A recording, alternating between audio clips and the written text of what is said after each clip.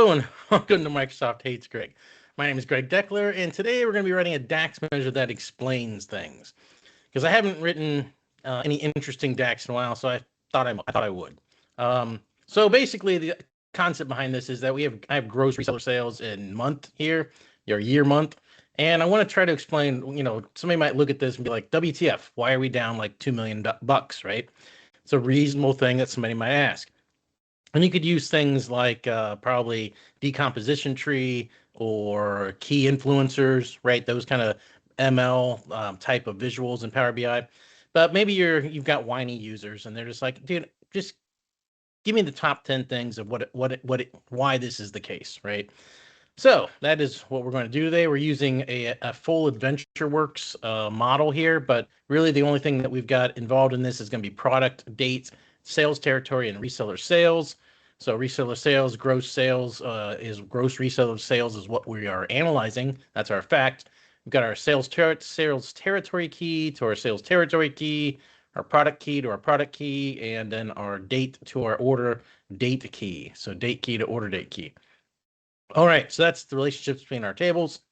So let's get back to here. Let's see here, the explainer. Here we go. All right, so what we can do here is, so what this is doing, so we're using the no calculate method, obviously, from my kick-ass book, DAX for Humans, right? So we're not going to use calculate at all. And you could use calculate to do this as well. Be more confusing in my opinion, but we just keep things simple here. So basically the first thing we need to do is get all of our older dates, right? The dates for the month, the year month. Well, I guess they don't need to be consecutive, but you're trying to get the older date, right? So you have an older date and you have a newer date, right? You have, last month, you have this month, for example. So you're trying to get last month or the older dates, right? So we do a select columns, we filter our date table, and we use year month number equals the min of the year month number in context, right? So we're getting the previous month or the earlier month, right? And we're grabbing the date column out of that. So we just get a column back of all the dates that are in that year month, the earlier year month, right? And we're using year month number because if we use year month as it is in the data model, year month is actually a text value. So for example, in our case, we have June and May. Well, June would come before May, and that's incorrect, right? Because it's sorted alphabetically. So anyway, that's why we're using year month number, because it's a consecutive number. All right, newer dates, doing the exact same thing, but just for the max date or the max year month number in context versus the min year month number in context. So then we can actually sum up all of the reseller gross sales for those dates. So we just do a sum X across that, easy, with where the order date is in the older dates, right? And then the newer one, we're doing the same thing where the order date is in the newer dates. Easy stuff.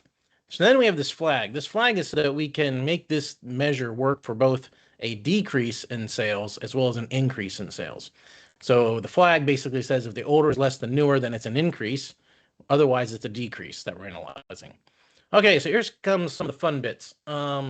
So select columns. So we're doing right here territories, right? So these are going to be our sales territories. And technically, they're going to be the country, the sales territory country. So what we're doing here, we'll read this inside out. So the first thing we do is right here is this distinct. We're grabbing a distinct list of countries and territory keys, sales territory keys and sales territory country, right? So that's the first thing we're doing. And then we're adding in the older date, right? So we're calculating the reseller gross sales on the older date here, right there, and then on the newer date here. So that basically we have an older date column and a newer date column. We then can create this diff column here where we're taking newer date, the gross reseller sales on the newer date, and subtracting it from the older date right here, right? So then we can do an add column.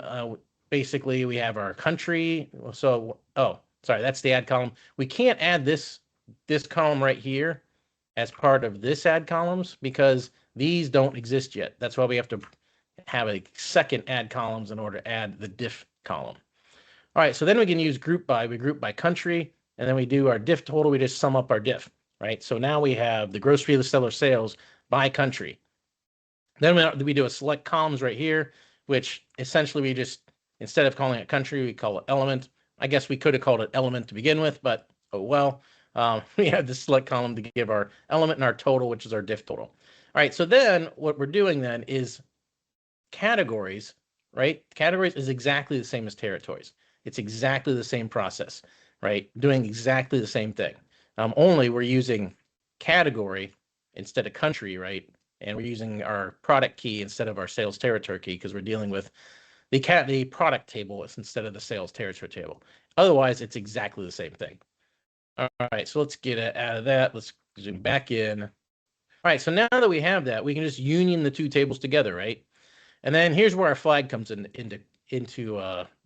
becomes useful, right? So when we're calculating our result, we are taking if it's a decrease, we do a top 10 where we're sorting it ascending because your negative numbers, right, are going to be smaller. Or the more negative is, the smaller it is, right? So we got to sort these. We want the top 10 most negative things, right, or smallest things. We have to sort it ascending. So we do a top 10 of our table, right, that we've unioned together, and we get our total, and then do it ascending, and then we concatenate X that thing up, right? So we do a concatenate X of top 10 where we put our element colon and then our currency, right? So total we format it as currency, and then we use a unicard 10 to do a line break, more or less, line feed, right? So when we sort it by total ascending, okay, because again, we're dealing with probably negative numbers, or the ones we're interested in are the smallest numbers. Let's put it that way.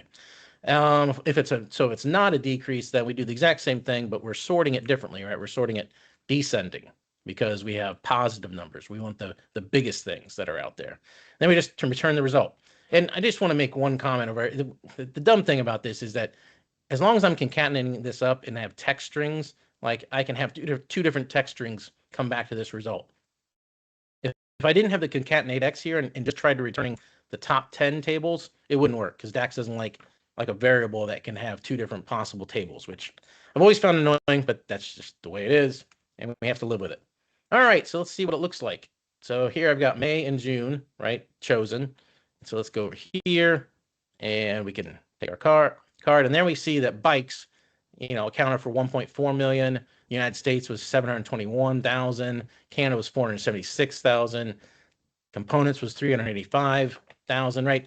And now you might be saying, well, Greg, if we add these up, then it's way more than like the 1.8, 1.9 million that you lost here. Well, yeah, because some things, a lot of things went down, but some things went up. So there you go. That's why. And this also works again if we're doing an increase. So here we can see bikes was 900,000. France was the next biggest gainer, right? 427,000. Then the United States at 409.